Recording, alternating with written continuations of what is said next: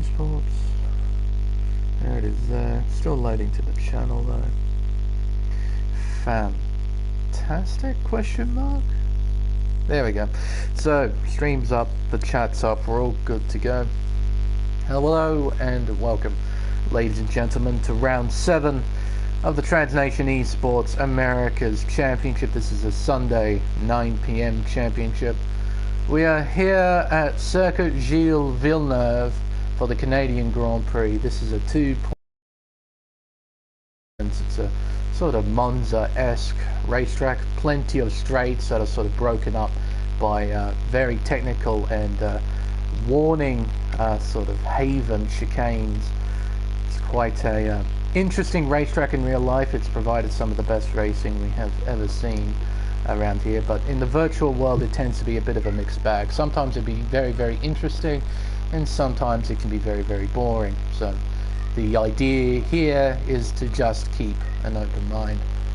Alongside me, as always, is Michael Perrone Jr. Now, Michael, it's been a bit of an interesting couple of days, hasn't it, in the world of motorsport? Before we start talking about the race, yeah, the passing of Murray Walker at aged 97, quite a big deal in the world of motor racing. Murray Walker, if anyone watching doesn't know, which I'm quite surprised if you don't know, known as the voice of Formula One, been part of Formula One, of motorsport generally, for such an incredibly long time. Passed away a couple yesterday morning for me at the very least. It's a tremendous loss for the world of Formula One. To think, and Michael and I were talking about this earlier just before the stream started, that this will be the first year in Formula One history where Murray Walker isn't there to witness it. The first year ever. He's easily the sport's biggest fan, most passionate supporter. For us to lose him, even though everyone eventually goes through death's door, eventually, it's still a tremendous loss for the sport. But yeah, it was. Yesterday really sucked for me, reading that up on the news. But yeah, I'd just like to say, from my perspective at the very least, to say thank you to Murray, not only for his services to Formula One, but more importantly to me at the very least, for sharing his passion to the millions of eyes and ears who witnessed his commentary, sharing that passion and his love to motorsport to all of us, because it honestly made this sport what it is today. It made it more than just a race. It really demonstrated to all of us that this is really the pinnacle of motor racing. So thank you, Murray. And good sir, rest in peace. But sad news out of the way, we should probably start talking about qualifying and the race before I start to tear up, because by God am I an emotional bloke. Michael, help me here. Time for the race here at Canada.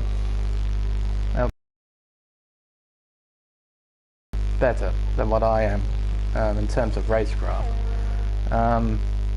What does it take to be fast around here at Circuit Gilles Villeneuve? Because there are several places on this track that can catch you up, most notably the Wall of Champions chicane at the end of the racetrack. Yeah, it takes a full send mentality.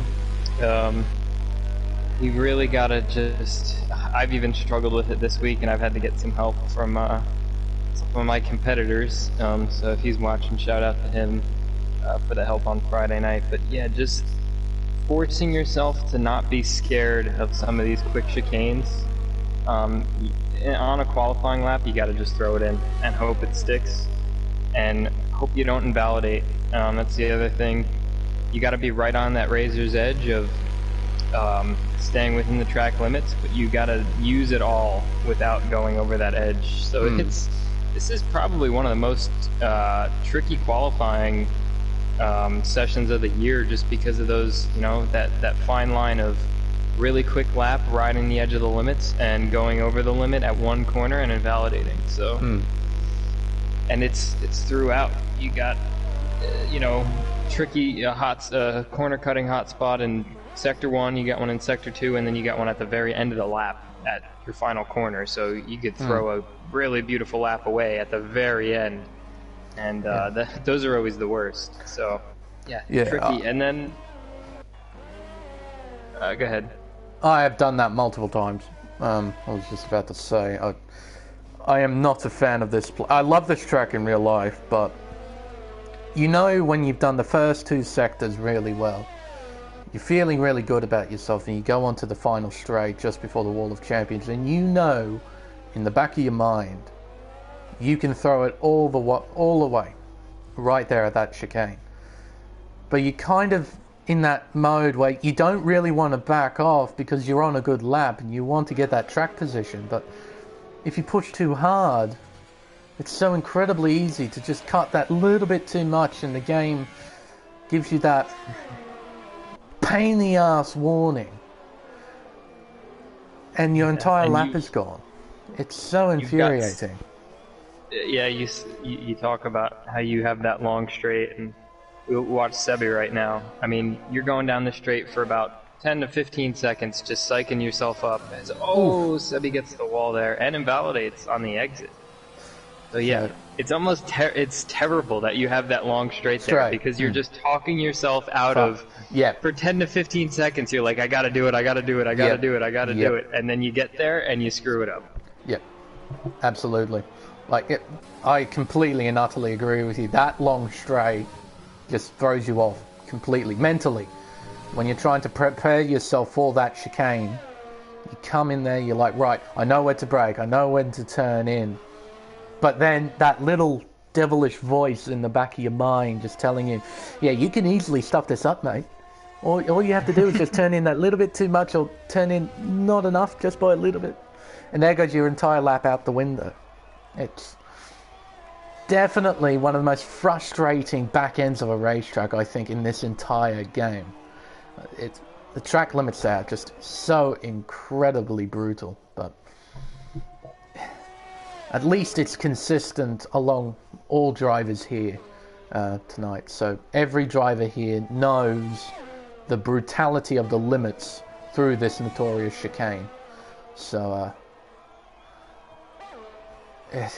still, as Ethan Lossing improves on his previous best, 1 minute 8.6 effectively, he is half a second clear of Random Serious in P2. Now, we've got quite a big absence in the form of Cameron, so who's going to step up, do you think, Michael, to try and challenge Ethan at the top of the table? I mean, we've sort of seen Stu make some a level of resurgence over the last couple of weeks, so I expect him to be back up towards the front again for the rest of the season. Maddie's been pretty good as well.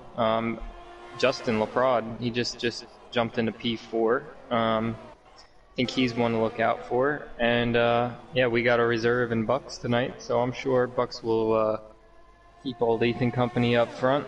I don't know if he'll be super harsh on a full-timer, but he hopefully makes it interesting for us up here. But currently Ethan is miles ahead of everyone else. Currently, there's still plenty of time left for people to set more competitive lap times in comparison. That 1 minute 8.6, the next best full timer is Justin, isn't it? Because Bucks and Random Series, they're both reserve drivers, aren't they? Yeah. So that's a big gap. Throw a blanket under Justin and Maddie. So. Yeah, absolutely. Dion's not too far behind as well. just a bit under 0.2 of a second behind Matthew. And actually, he's about to finish a lap, I believe, heading towards the Wall of Champions chicane. See, nice and easy through there, just cutting enough. We'll see what time he does. It's a 1:09.2, so there we go. So he now gets himself under that blanket that you previously mentioned, Michael. So he's in this fight as well with Justin and Matthew. So at least we have a decent battle just behind our current pole sitter. But now I've also noticed here that everyone is qualifying on the soft compound tyres. Quite an obvious thing to see in qualifying. But what is the strategy around here, Michael? Because I know that the two-stop is pretty powerful around here. Yeah, as you said, the two-stop is very, very powerful, and that's because of the very, very short transit time in the pit. So it allows you to get aggressive, and I think we'll see mostly two stops. I think you'll see a sprinkle of soft, medium, medium, and then soft, medium, soft. Maybe a couple guys get super aggressive and go soft, soft, medium, get really aggressive on the front end of the race. But yeah, I think we'll see two stops for the most part. I have seen a few soft to hard strategies. But other than that, we might see a gamble on a medium to hard outside the top 10.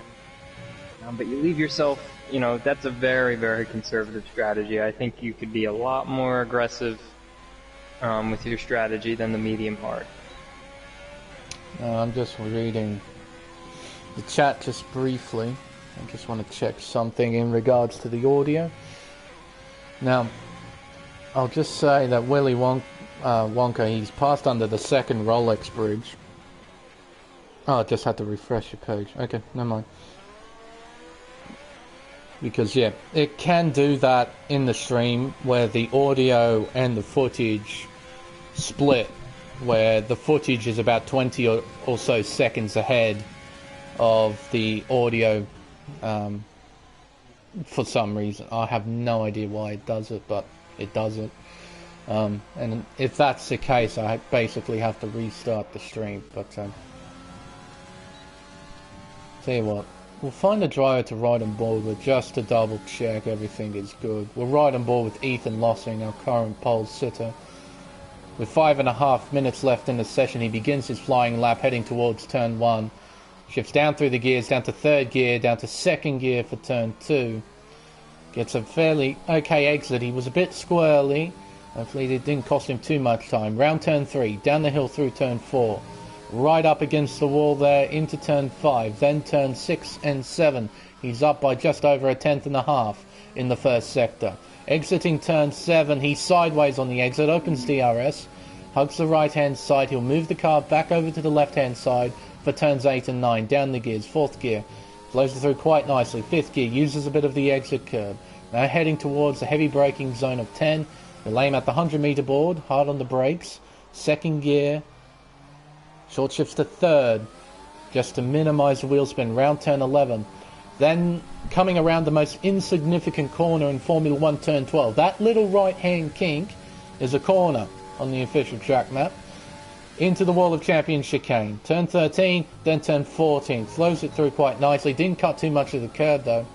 And his time, 1 minute 8.601. So he's down on his previous best by 300ths.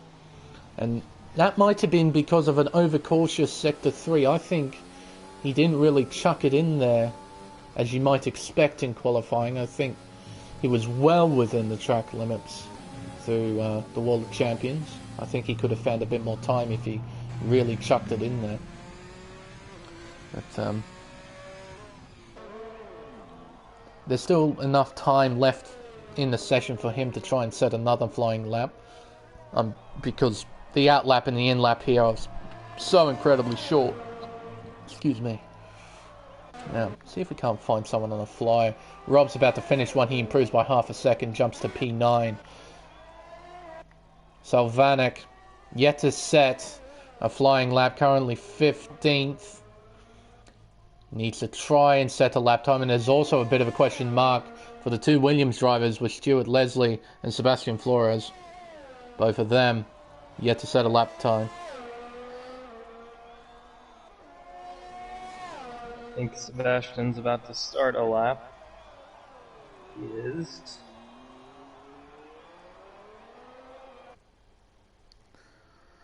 Yeah, trying to...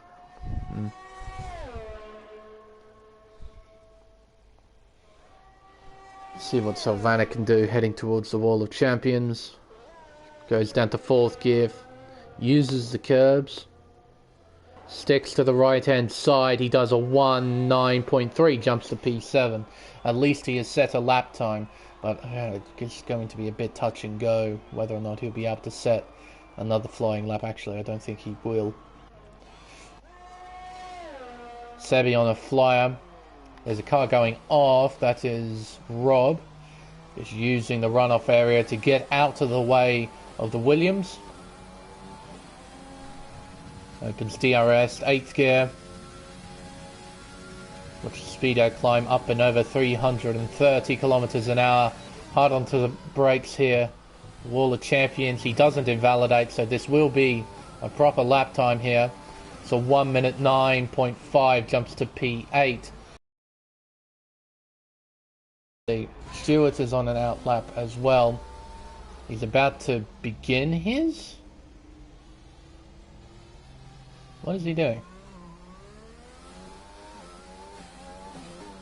Random serious retiring in the pits. I'm just confused because he just pulled completely off to the side and no one was coming. And to adjust some settings. Maybe. It's just a bit of an issue because his tyres will be stone cold for the first sector. It's going to be pretty average, I imagine. It's going to be a pretty average feeling car. Completes the first sector. Now those tyres will be up to temperature. Should be able to push a little bit harder. Now we got a lot of drivers setting their final flying laps. Bucks has just begun his, I believe he's in the first sector, now entering the second, but he's invalidated. I don't think he'll be able to set another lap time. Yeah, I don't think he'll be able to. Stewart apparently purple to the second sector though. Might find that a bit difficult to believe, and he's going to get a sneaky little toe he's here. He's going to get some nice toe from his teammate. Oh dear, but he compromised his line and invalidates. Ooh. So, I believe Stewart. Oh dear, I believe Stewart was thinking that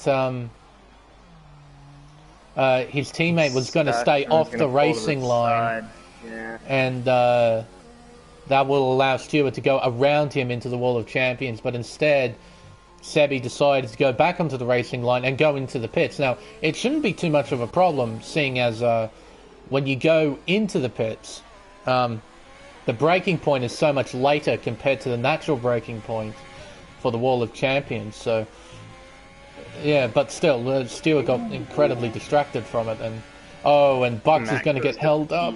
No, he wasn't. And yes, you're right, Matthew, jumping up to P4 with a 1 minute 9.1. He's 700s behind. Oh, he has, so he won't be improving. Can Bucks do anything? The Ferrari driver heading to the end of the second sector, and he's down by 3/10. He needs a mega final sector. I believe Dion's on a competitive lap. He might be able to challenge Matt. Gets it through the Wall of Champions, A-OK. Keeps the car dead straight up to the line. It's an 8.9, jumps to P3. Almost challenged Bucks right there. And Bucks invalidated at the Wall of Champions, so he won't be improving his time either. So at the end of qualifying, it'll be Ethan Lossing who starts on pole position. A bit under 4/10 of a second clear of NFX Bucks in P2. See there, 3 3/4 tenths of a second. Then it's Dion in P3, Random Serious in P4. Then we got this fairly close sort of qualifying result here between Matthew Elliott and Justin Lepraude in P5 and P6 respectively. Salvanic, then RP Mazing in P7 and P8. then we'll go through the rest of the order. Once the results pop up on screen. So here we go. Sebastian Flores in P9. Brian Beal rounds out the top 10. Then we have got Byron Will in P11. Rob Hadley in P12. Kaz in P13. Taylor Hodge in P14. Bojan Ivanovic in P15. And Stuart Leslie starting at the back of the field, unable to set a lap time. We do see this every now and then in qualifying. In any tier around here at Circuit Gilles Villeneuve, when luck isn't in your favour, it's very easy to just keep invalidating your laps. And unfortunately for Stuart, that's exactly what happened to him. He's got all the work to do, starting in P16 as the Glories way back into the top 10. Not exactly the easiest thing to do around here.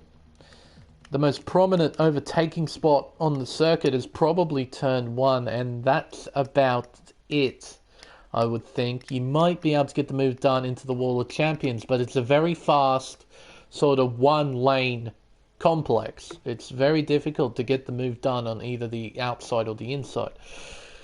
So basically what you do is you use the DRS heading into the Wall of Champions. You sit right in behind, try and get a good run through the chicane, and then use the DRS on the pitch straight to try and overtake into turn 1. The rest of the track, no real overtaking opportunities, really. You wouldn't want to get the move done at turn 10 because, actually, no, you could. You just have to make sure that the guy you overtook doesn't have DRS so they can pass you back. So, it's not the easiest track to overtake, but I'm sure we'll see strategy come into this because the undercut is pretty big around here as well, isn't it, Michael? Pretty sure the undercut is ridiculously powerful. Yeah, beefy undercuts here. And that just goes down to the high tire deg. One of the reasons you see the 2-stop is just because the tires do shred around here with all the, obviously a lot of high-speed chicanes, and then there are your traction zones that will do a good number to the rear tires as well. So you hop in a lap or two early, you could really gain a huge advantage. And not only that, but the pit lane cuts a fair amount of the racetrack. Like, you're basically missing the Wall of Champions chicane, turn 1 and the beginning of turn 2 as well. So you're cutting a fair amount of the racetrack. So the pit lane is quite a bit shorter compared to other pit lanes that we go to in Formula 1. So it really sort of creates a great emphasis that the 2-stop is really the way to go. And we know that the top 10, they're all starting on the soft compound tyre. We've got Byron Will in P11 starting on the softs as well. Rob Hadley in P12 on the mediums. Kaz taking a gamble on the hard tyre in P13. Tyler Hodge in P14 on mediums. Same with Bojan, he's on the mediums, and Stuart Leslie on the mediums as well. Now, will any of these medium runners just be thinking, oh my god, Stuart, what are you doing? He's just spun himself out at turn 10. And Bojan's decided to mimic that a little. He drove off the racetrack on the straight. With some of these guys starting on the mediums, do you think any of them will try a one-stop around here? Yeah, we saw a few of the medium hard strategies at in our 7 o'clock time slot, and it worked okay. That was the winning strategy, but the winning driver had much more pace than everybody. He could have done any strategy and won the race. Okay. So, fair enough. Yeah, but I think be an interesting one. So here we go. Everyone's lined up on the grid. We have 3, 4, 5 red lights. And it's go, go, go here at Montreal. And Ethan gets a pretty decent start, but Bucks gets an even better one. Around the outside into 1. Heading into turn 2, they are still side by side. They make contact there. And the Renault of Dion going round the outside. Can he hold it there into turn 3? He's going to try. As Matthew Allier is out, and we have a safety car. We do. We have a We safety car. do. So Matthew has had a incident at turn 2 on the first lap. Okay. You don't see that too often here. That's actually the first time I've ever seen a crash there on the first lap at Montreal that brings out a safety car. Okay, dokie then. Well, that's incredibly unfortunate for Matthew. He won't be scoring any points here. Now, if you were in the top 10 after qualifying, Michael, what would you do in this scenario? Because there's an opportunity to get a free pit stop here. Yeah, I think you gotta. If you're in the top part of the top 10, I think you gotta stay out. You've done 2 corners on those tires at full speed, so I don't know. If you're in the back half of the top 10, maybe take a risk. See if you could do something clever, but yeah, it looks like everybody is staying out. It's just there's that open door for you because you've started on the soft tyre. You could do mediums to the end, and you've only done 1 lap on the softs. But in saying that, because you lose so much track position, because not many other people would pit, you'd be in 15th place on a set of medium tyres that aren't a hell of a lot better compared to those who started on the mediums. So I think that's probably a sensible call with everyone staying out.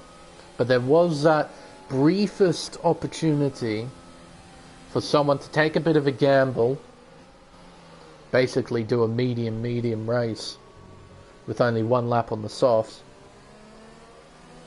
effectively doing a 1-stop, more or less.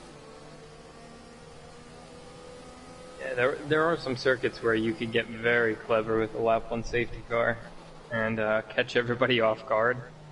But yeah, one of the more interesting ones I've noticed is Spa. I've seen some people on a lap 1 safety car pit onto the hard tyre because there's no tyre deg there. Yeah. And the hards, I think the game says the hards can do 20 laps around Spa.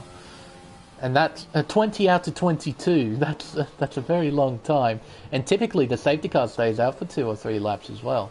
So that's one of the places where I've seen drivers do that, start on the softs, lap 1 safety car, and you'll see one of them just pit for hard tyres, and actually one of them who did that ended up winning the race around Spa. So that's definitely one of the places you can do that. But also, because no one's pitted, it means no one has damage either. So, I don't... Did Matthew do that by himself, I guess? Or... I didn't see it, but nobody else had damage, and I think it'd just be a loss of traction kind of thing. Maybe there was a slight touch, not big enough to cause any damage to anybody else, but... Yeah. I mean, I know that is a corner where it is the exit of 2. It does get tricky to get the power down from time to time. If you're not careful, it can snap on you. So yeah, I'm just looking up and down. There's no obvious signs of damage, so that's quite an interesting incident there on the very first lap. So, safety car lights are out. You'll be going back into the pits.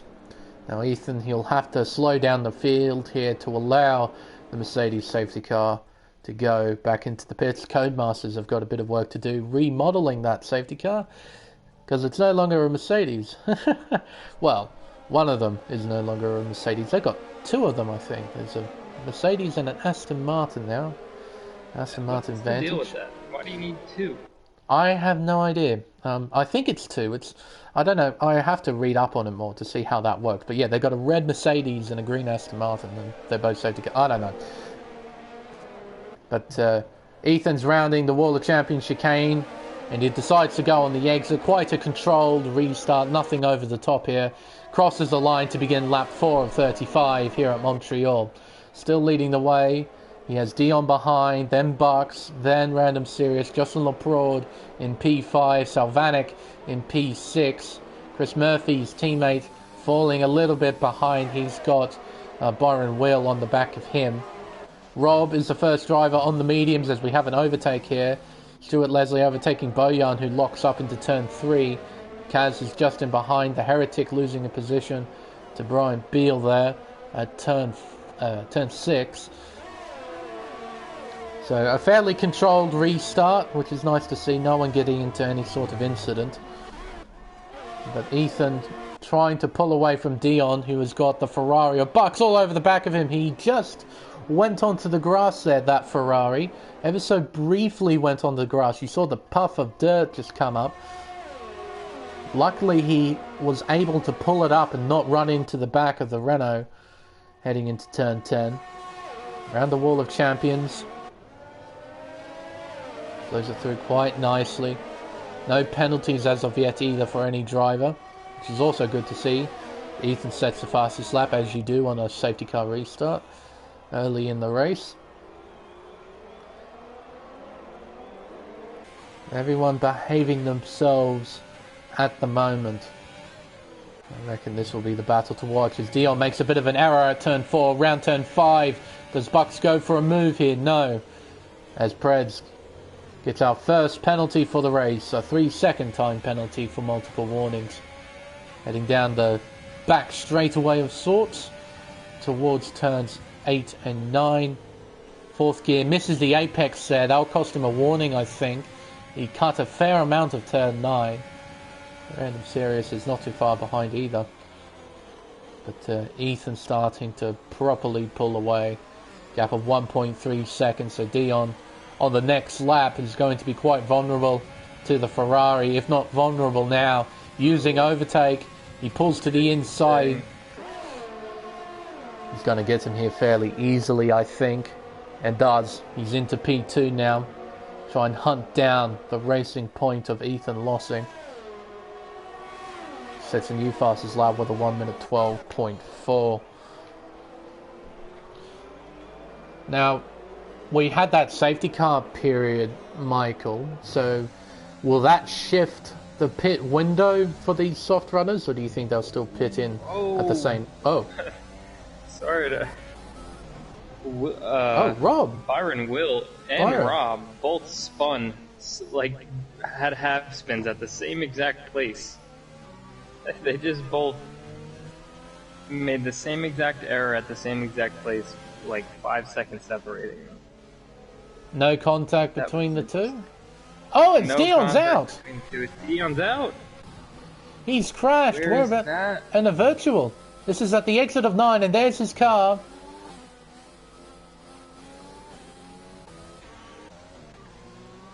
Now, to quote Murray Walker, that car is absolutely fine, except for the fact that it's missing a tyre. But, that is so unfortunate for Dion. Yeah, and that's 2 potential podium runners out of the race already. So, some of these other guys have got to be licking their chops. But, yeah, to get back to what you were saying, I think it will shift the window quite a bit. Even now with this VSC, I think some more that we may have. I think some guys were going to try it already, but now I think it'll be a lot easier to do 2 soft stints. Tyre change for Byron Will and a wing change. But we see here a few drivers making stops, not only to get their wings changed, but maybe a bit of a gamble pitting under virtual safety car. May work in their favour. I think Salvanic was one of those drivers. I don't think he had a wing change. I think that was a strategic stop there to take advantage of the VSC as he overtakes Bojan for 9th place. He's got plenty of clear air in front of him, so he should be able to get the hammer down, set some pretty competitive lap times. Stuart Leslie closing in on Taylor Hodge. Using DRS, he'll close in even more. And it seems that Bucks is on the back of Ethan as well. So we do have a bit of a battle for the lead, and we've got some battles in the midfield to look at as well. I think this is about to really hot up here. Oh, and no, actually I'm completely wrong. Taylor just sort of got the white flagged out, said, I'm not fighting this, mate, you go by. I've got my own race to run. So Stewart now into P7. Car in front is his teammate, a gap of 4.5 seconds. Meanwhile, at the front of the field, oh, as Bucks right up against the wall there at the exit of 9.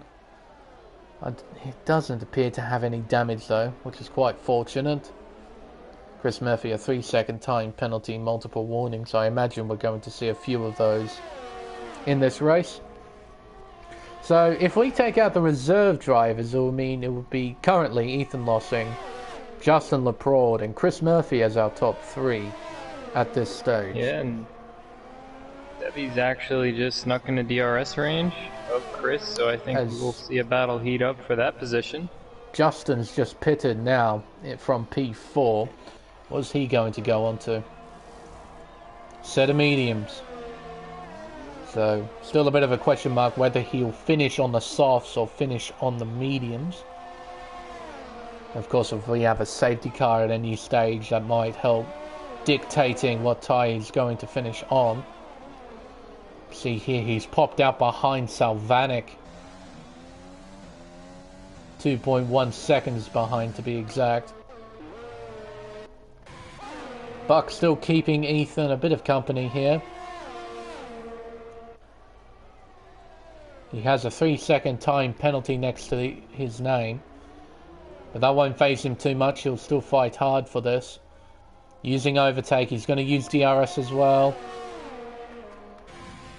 Closes in on the racing point, heading towards the Wall of Champions. Hard on the brakes.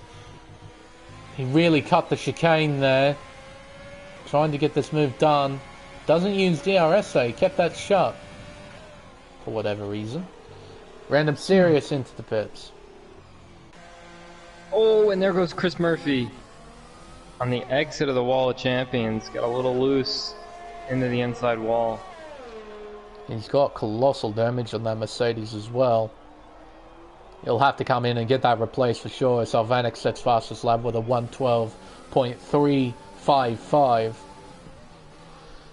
So that promotes Sebi into the effective podium places at the moment. Of course, we have to see with pit stop. That was a ballsy move from Stuart Ledsley around the outside at turn 5.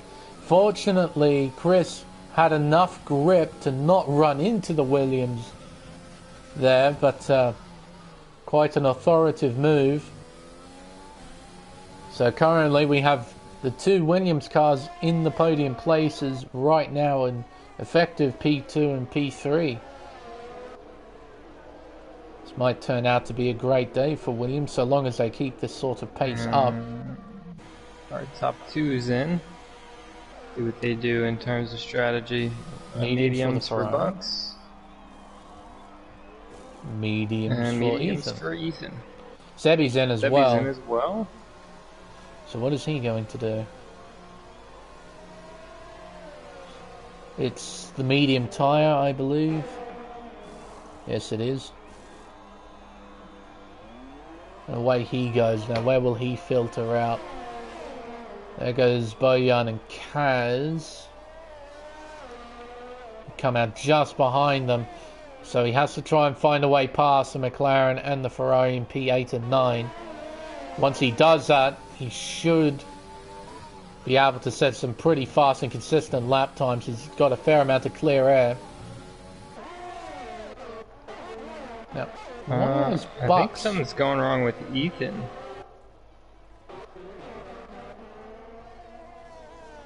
Why is Bucks in P1? Actually, wait, what? Well, they had a good gap to everybody else, but something's wrong with Ethan. You're right, he's off throttle. So he got a technical fault of some description? Yeah, there's something that he's trying to figure out. Random Serious setting fastest laps. Right on board, we'll pay attention to what he's doing.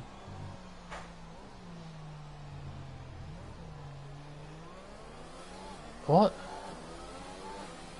It's not like his AI is in control, is it? Or something? I think he is in AI mode. It says AI, but I don't think he's disconnected. I'm gonna send him an invite just to make sure, but... Yeah, he is in AI mode. That explains a lot. Just looking at the throttle inputs, it was very AI-like. Yeah, I didn't see him disconnect. And he doesn't have the cross above his name either, and he's not ghosting. Yeah. So he must be in the pause menu. Here comes Bojan and Sebastian Flores. Now this AI is set to unpause now. I guess he had to do something? I don't know. Maybe something happened with his... Oh, and now he's disconnected. Ugh. No, oh, that's right. As Bojan goes into the wall. I forgot Transnations turns ghosting off, so these guys have to properly get around Ethan here. But, okay, that's strange. Oh, so he goes into the back of Bojan there, just briefly. But okay then, so that is quite a development as Ethan has rejoined the session. Don't know what's happening. I have absolutely no idea. This has helped out Bucks tremendously. But considering that's a battle, well, for him anyway, he's only a reserve, so the battle for watch will be the one for second, I suppose, if he pulls away from the field. In which case, Salvanik is our leader at this stage. Stuart Leslie in P2 and Jocelyn Lepore P3. At this stage. Now, the leaderboard has sort of reset itself. We have to wait for all the drivers to cross the finish line as Stuart is in after 12 laps on the mediums. And he's going to go for some more mediums. And a wing change. I wonder if this wasn't a scheduled stop. Out he comes. He's going to try and come out in front of Brian Beale and Chris Murphy. I think he will. Yes, he definitely will. That's quite a big deal in the context of this race, with Ethan losing so much time for whatever reason. I have absolutely no idea why, but he's now got a lot of work to do to try and get himself back into the position that he once was. So that's pretty big in the context of this race right here. His first target will be his teammate. That is a colossal 5 seconds ahead. Random Serious on the back of Salvanik. He's going for a move here. Overtakes Salvanik with relative ease. He's now into second place.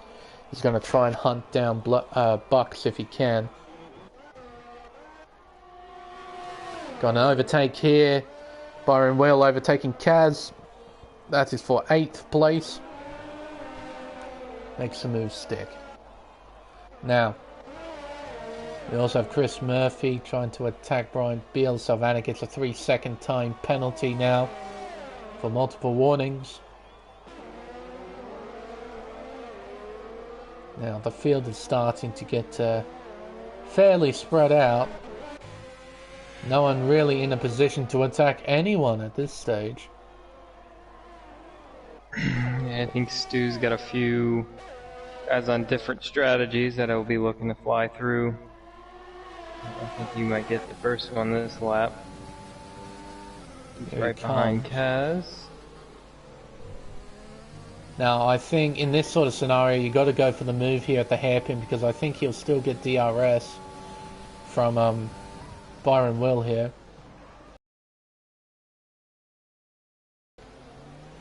I think. Yes, he should.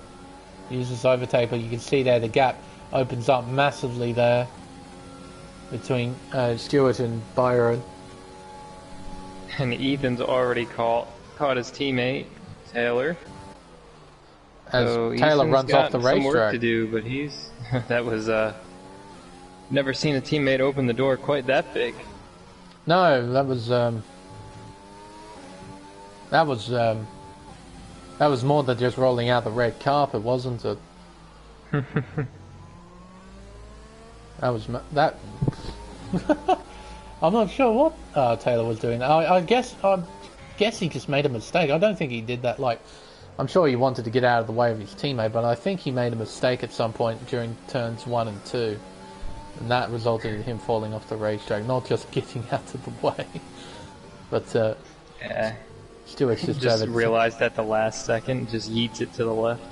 Oh, my teammate! Oh, God, no, I got to get out of the way. Yeah, I think Taylor got the message that Ethan is definitely faster than you.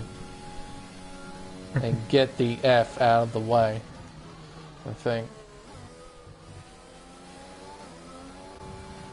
But no, I'm pretty sure that Taylor just made a mistake there at turns 1 and 2. And it's just a coincidence that his teammate was behind. Brian Beale overtakes Kaz, that is for 10th place.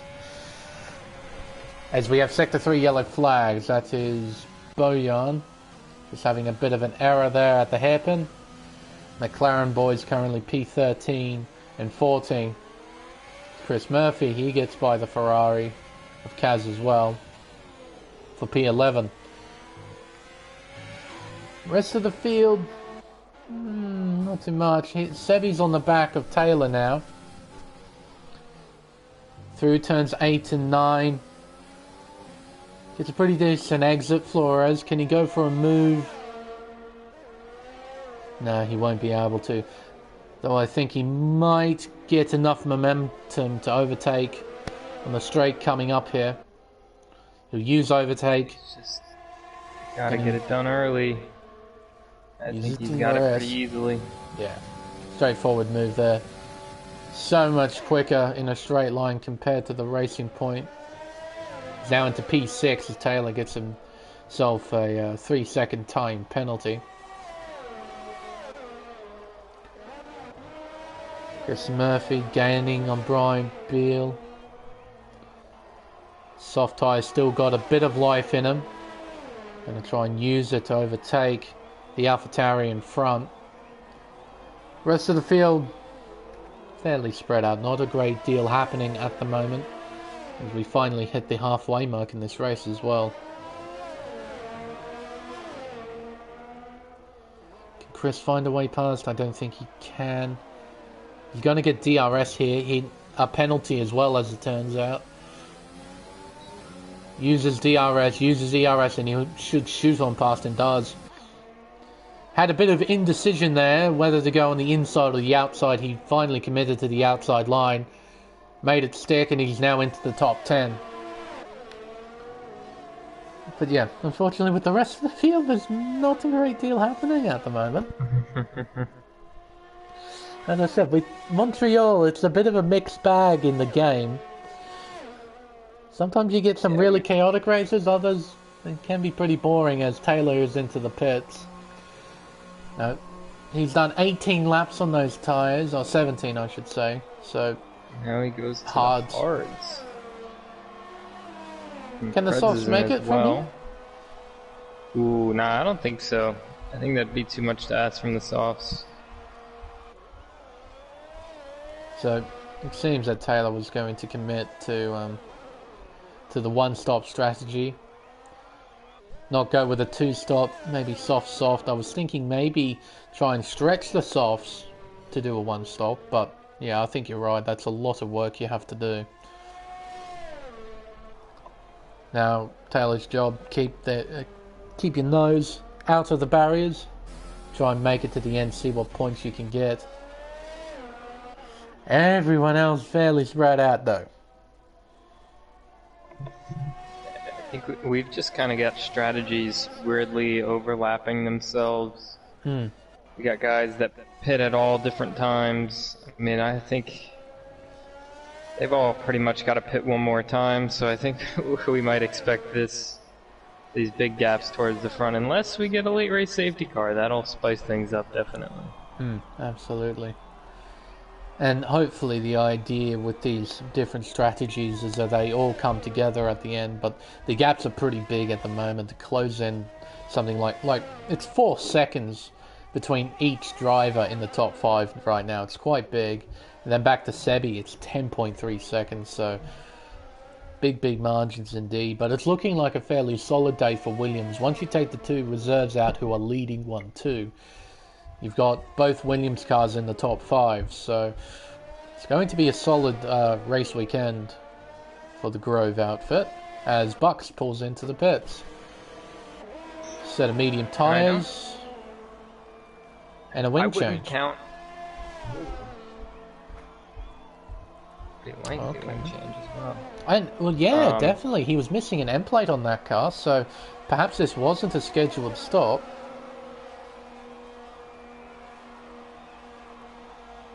He's gonna fall in between Ethan and Sebi. Yeah. And I wouldn't count Ethan out of this just yet. I think, we got a yellow flag. It's one of the McLarens. It's Rob, and he's parked in kind of a weird position. You can't really see the cars coming through. No, has to rely a fair amount on the mini-map. Try and not run into people. But he gets it out of there. I think he's got wing damage. Yeah, he for sure has wing damage. He'll have to come in and get that replaced. But I think you're right. We shouldn't discount Ethan at all.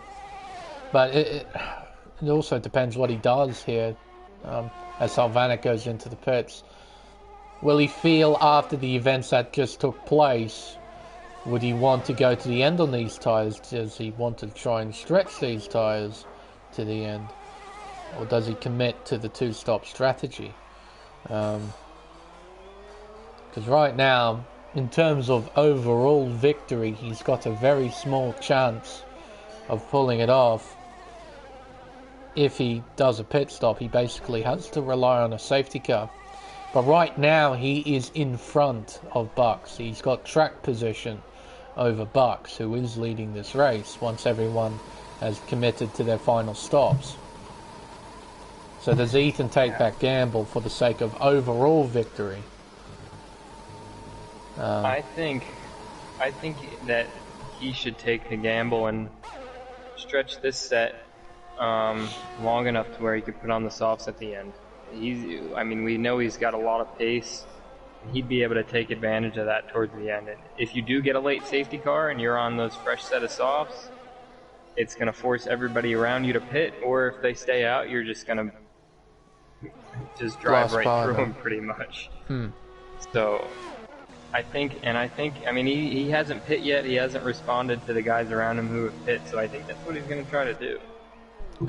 Into the pits goes Justin Laprade onto a set of medium tyres. So he's committing to the end of the race now. Big snap for Ethan. And he's going to come out just behind the 2 Williams cars in P5 and 6 at the moment. Well, maybe not actually. He's right behind him. Can he go for a move? No, he won't be close enough. Nowhere near close enough. As Kaz is into the pits, finally off those hard tyres. Going to go on to a set of softs to try and go to the end with a front wing change as well. Doesn't appear to be any damage, but he might have had a lime green wing and he's now getting it replaced. So Justin, Stewart and Sebi fairly close together, so we have this sort of little scrap going on for P5. Heading around the hairpin of turn 10, both Stewart and Justin will get DRS, so they won't be able to attack or defend from each other. But Sebi might be under a bit of pressure here from his teammate, heading towards the Wall of Champions chicane. Not quite close enough though. I was going to say Stewart had a run, but then he had that really awkward line at the exit of the Wall of Champions. Cost him a few tenths and perhaps a chance to overtake his teammate. Justin properly on the back of this now. But I would think, in Justin's case, he wouldn't want to hang around with these two for too long. Cost him a fair amount of time. Sitting behind drivers who are on 10 and 13 lap old mediums when you're on fresh ones. As into the pits goes Taylor. With wing damage onto a set of mediums. So that's compromised him quite a bit. He was in a fairly good position. Good points. He should be alright still, though. Fortunately, he didn't take my advice. I said the idea for Taylor was to keep your nose clean, keep it out of the barriers. Fortunately, he wasn't able to do that. So, but you still have to keep fighting on, see what you can get. Set of softs. For the softs. Bit of a gamble. Even that's a little bit early. Ethan stayed out another lap. He has been overtaken by Bucks as well, which I failed to notice. So Bucks has retaken the overall lead. Will Ethan be stretching to that soft tyre? Or will he take an even bigger gamble and try and get these to the end?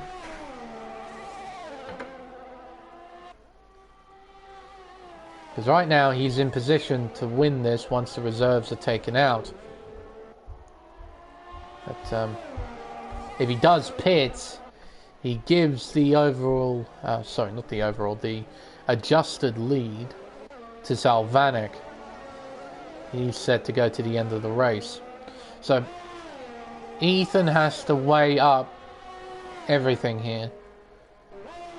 Pitting is the safest option, but staying out, there's a chance that he might win as he goes in now. So he's gone with the safer option as the clouds are coming here at Montreal, so the track conditions are going to drop. Set of soft tyres are going on to that racing point. Got a lot of work to do. Try and catch up to Salvanek. Justin Leprode. Stewart's in the pits as well. He's got to go softs since he's done 2 mediums at the start. Yep, softs at the ready. And another wing change for Stu. So the gap between Ethan and Justin,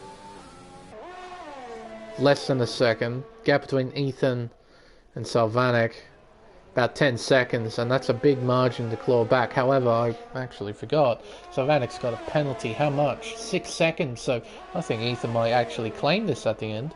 Those 6 seconds worth of penalties, he only has to gain 4 seconds, and then he's back to a race-winning position. So it was actually quite a wise call from Ethan Lossing. I didn't take up all the variables. Going to use DRS here, try and overtake Justin. Yeah, he's not wasting any time here. No, no need to. Straightforward overtake into P4 overall. This is P2 with the adjusted standings as Bo Young gets given a 3-second time penalty.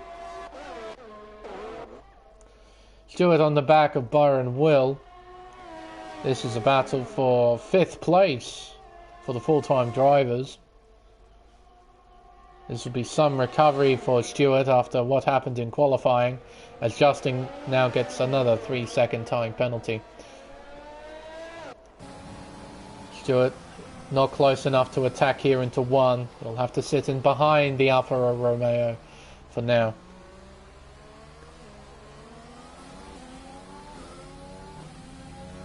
Now through turns 3 and 4, he should have better grip. Does have better grip. Gets a run. Oh, well, he sort of defends a little bit there. Thinking about a move. Oh, and around the outside. Oh, and Byron actually has damage on his Alpha. He's missing an end plate on that car. Can I get a better camera shot, Codemasters, please? Instead of this ridiculous diffuser shot that provides nothing. As we have an incident in the first sector, it's just a slow McLaren, that's okay. But yes, Byron's got wing damage on his car, missing end plate on the right hand side as Ethan sets fastest lap with a 1 minute 10.7. So Ethan is properly flying at the moment. And it looks like he is going to take victory here. So long as he himself doesn't get any penalties, he only needs to be within 6 seconds of Salvanik and he takes it. Ignoring blue flags, a 5-second penalty for Rob Hadley there. Rob at the wall of champions, trying to let, must be Brian Beale go. But yep, 5-second penalty. That won't hurt him too much. He's a long ways behind his teammate at the moment. Looks destined to finish in 14th unless there's a safety car that comes out. RP Amazing gaining and Byron will. Byron's fighting on without wing damage. I think he has to. Sector 2 yellow flags. I think that's Rob. Ooh, that's Rob again. Not having a good race, is he? And now he's being caught up by the leader here. First set of softs.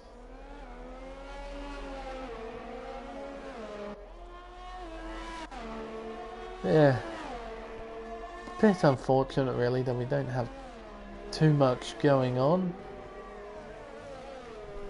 Random Serious is catching Bucks, but in the end, with Bucks having 9 seconds worth of penalties, it looks like Random Serious will take victory here.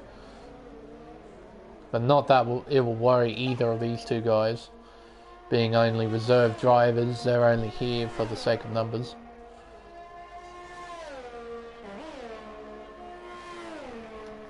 Rob Hadley, a 5-second penalty for speeding in the pit lane. Oh, it just keeps piling up. Yes.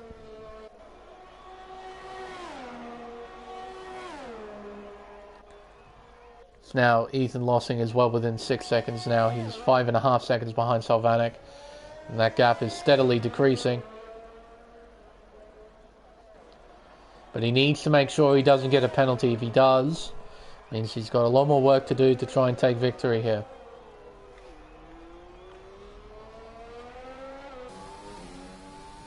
But he is steadily closing in.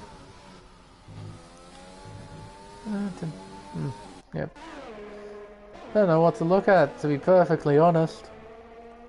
I have absolutely no idea. Ooh, Bucks just had a big off right there. Yeah, he did. I thought that was a lap Ferrari there, just pulling off to the side. No, that was Bucks. He made a mistake at turn 9, and that has just given Random Serious the lead as Chris Murphy decides to go into the pits and put on fresh, soft compound tyres. Ooh, I believe he needed a fresh wing as well. I mean, into the pits goes Bucks. So does he need a wing change? He does. As he retires from the session, so he's had enough. That promotes Salvanik into P2. Ethan Lossing onto the podium. You gotta see if there's any damage, but Ethan did get the wall of champions just a little bit. No obvious signs of damage. But he might have that sort of lime green wing. However, he's well within Salvanik now. You should be able to see Salvanik's penalties. You know, he needn't push too hard here. So at the moment, the podium for the full-time drivers is looking like Nicolas Salvador at the top of the table. Then Ethan Lossing, then Justin Laprobe. Just outside of it will be the two Williams, Sebastian Flores and Stuart Leslie. Looking at the position change, some drive there from Stuart up 10 places. Not a bad drive as well for Nicholas. He's up 5 from P7 to P2. Sebi will be pretty pleased with himself as well. Up 4 positions up into P5. Same with Byron Will. Currently P7. Yeah, I have a feeling that the Co-Masters game will elect Stuart Leslie as our driver of the day with that sort of performance. Get his nose out of trouble. He's well inside the top 10. And he's grinded this one out as well. I mean, I think he's had a wing change at every pit stop. So little mishaps here and there, but he stayed in it. And yeah, pretty consistent. Pretty good run for him. I mean, what can you really ask for when you start at the back?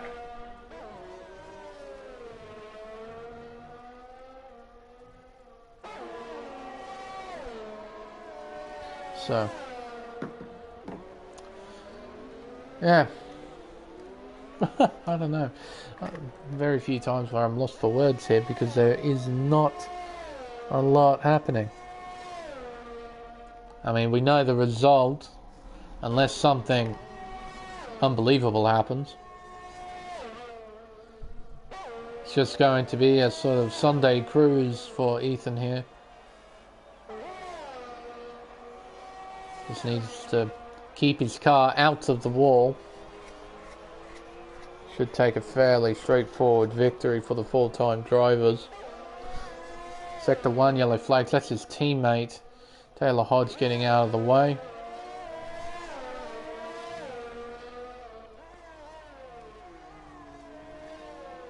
To think Ethan was behind Taylor at one point. Now Ethan's just lapped him. Really shows the pace of Ethan, doesn't it? I mean, I'm sure we'll get to talk to him. We'll have to ask exactly what happened. But yeah, there was a good 2 or 3 laps where he was not physically in the car, controlling it. So to come back from that is pretty impressive. But he also demonstrated in qualifying that he was plenty quicker than a lot of the drivers here. So if someone here was able to be missing for a few laps, come back and be in a race-winning position, yeah, he'd be the one to do it. As we have a McLaren off the racetrack, it's Bojan having a bit of an excursion, meeting up with the Canadian fans off the racetrack.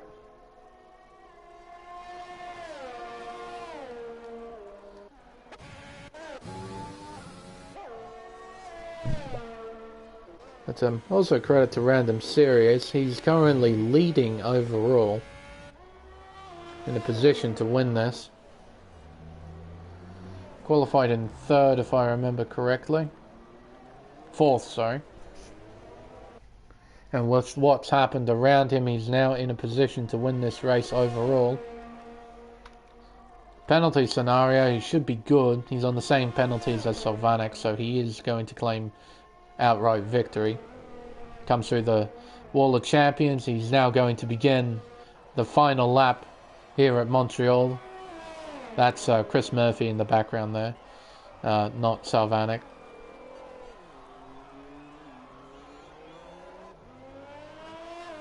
But yeah, not a dramatic ending that you want with the Grand Prix, but as he gets a penalty. But you get these every now and then in Formula One races.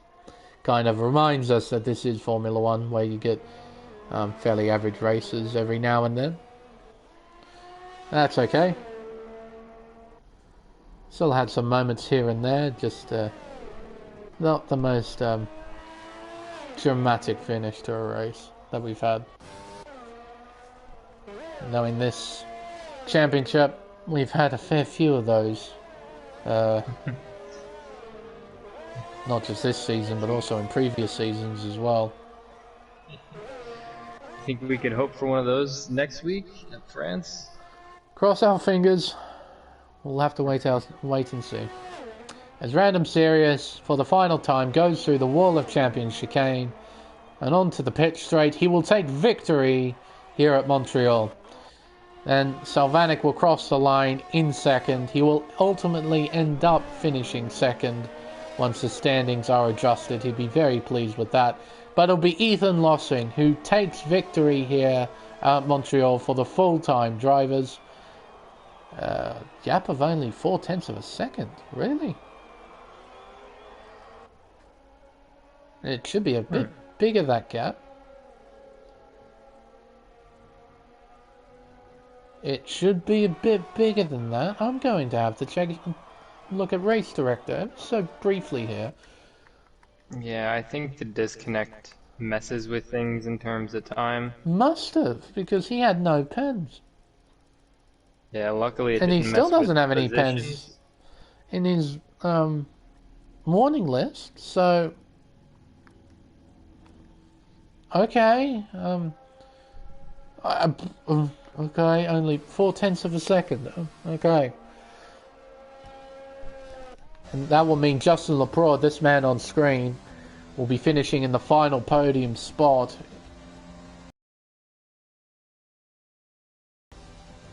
And as I thought, and I think everyone else thought as well, Stuart Leslie given driver of the day for his performance. But well done, Random Series. Part-time driver coming in. Had a fairly decent qualifying and then also a race win. But it'll be that man in pink, Ethan Lossing, who will take the full bag of points here at Montreal. Savanek in second with Justin Laprade in third.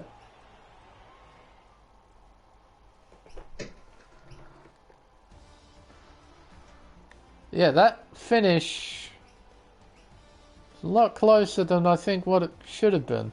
Anyway. And I literally mean full bag of points as Ethan snagged fastest lap as well with a 1:10.7. Justin Laprade, P3. Sebi, he'd be happy with fourth, I'm sure. Same with Stuart, happy with fifth, I imagine. Byron Well, P6, I'm sure he'd be happy with that. P7 goes to Brian Beale. P8, Chris Murphy. Kaz is a reserve driver, is he not, for Ferrari? He is. Yes, so that means the Heretic finishes in 9th, and Bojan will round out the top 10 for McLaren. Not the most dramatic race. We definitely had the what the hell moments with Dion and with Matthew. I have absolutely no idea what happened to those two. My word. Yeah, but I think we got a lot of happy guys after tonight. I believe. Well, we'll ask in the interviews, but I believe this is Justin's first podium. And then, yeah, good runs for the Williams. Also, good run for Byron Will. He's been around for a couple of weeks. Finally got a good finish that I'm sure he'll be happy with. And I'm sure there'll be a lot of drivers who'll be satisfied with their performances. Though the race wasn't particularly astonishing. I'm sure there are a lot of drivers who are pleased with where they finished. But I do believe I saw Justin hop into the party, so I probably should start the podium interviews as Ethan joins us as well. We'll start off with P3 though. Justin, that was a pretty fine performance to finish on the podium, and I do believe Michael's right. This is your first podium this season. You must be pretty pleased with that, and just take us through your Canadian Grand Prix. It was pretty boring. Just try to keep it clean. I don't really know what happened at the start. Honestly, I kind of got lucky and missed out on that chaos. And yeah, it feels nice because Monaco, all that chaos happened, and that kind of ripped a P3 out of my hands also. So it feels nice to get one this season. Absolutely. So next to no dramas for you then? It sounded like a fairly straightforward race. Yeah, I really didn't encounter too much action, to be honest. The people in front of me had better pace, so I was just trying to keep it clean and keep people behind me, and it all worked out. Kept my nose clean. Penalties, I think I only had 6 seconds, so I just keeping it clean was key for me tonight. Was that frustrating to deal with around here, managing those penalties? Oh yeah, there's so many spots to get warnings around here. It's terrifying. I think I had 2 warnings the very last lap. I was taking each chicane super conservatively. The amount of times I've done that as well. I think we've all done that at some point around here. When you're on the knife's edge with 2 warnings, and every time you go through a chicane, it's just like, please don't make a mistake, please don't make a mistake, please don't make a mistake.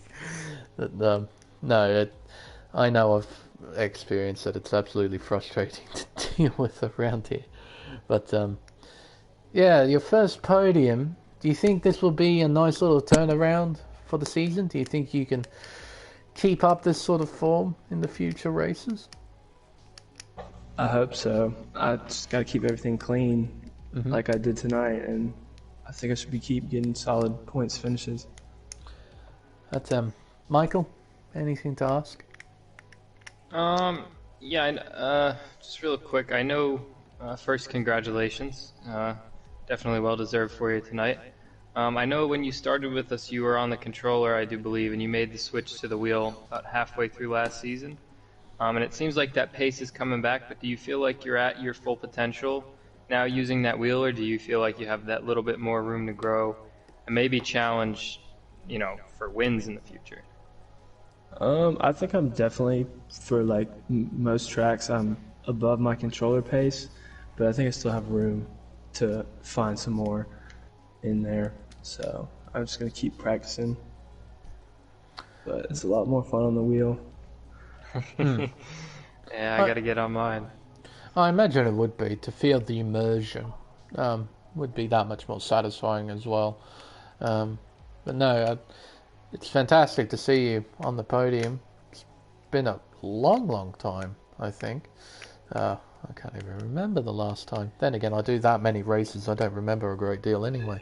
But but it's fine to see you on the podium again, Justin. Very well done, and congratulations on the P3.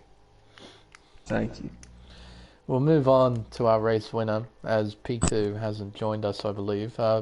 Ethan Lossing, a fantastic performance from you. A fine qualifying lap as well with a 1 minute 8.5. The race was looking good, you looked in control, and then something happened to you after the first pit stop. Just take us through your Canadian Grand Prix. So yeah, I was happy to get on pole. First stint, I was just kind of managing it with Bucks behind me. And then I came into pit, and then right when I got in the box, the screen said controller disconnected, and the wheel, like 2 seconds later, started having a seizure, basically. Oh. And then I couldn't leave the box, so I reset my wheel a couple times. And then the first time I reset it, the wheel would barely turn at all, so I had to reset it again.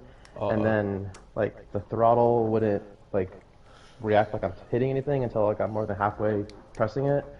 And the third time it came back to where the force feedback still felt really off, but back to the point where I could at least drive it at least. So not sure what was going on there, but I guess I came out with a win, so I guess that's good. But yeah, I have no idea what happened. And then 5 laps to go, hit the wall of champions and had a yellow wing, so that wasn't fun to drive with 2 warnings. And then I thought I was a second behind Salvanik, and then next thing I know, I crossed the line, and I was like 5 seconds behind or something. I don't know, but I still won, so I'm not really sure what happened with that race. Yeah, that was bonkers.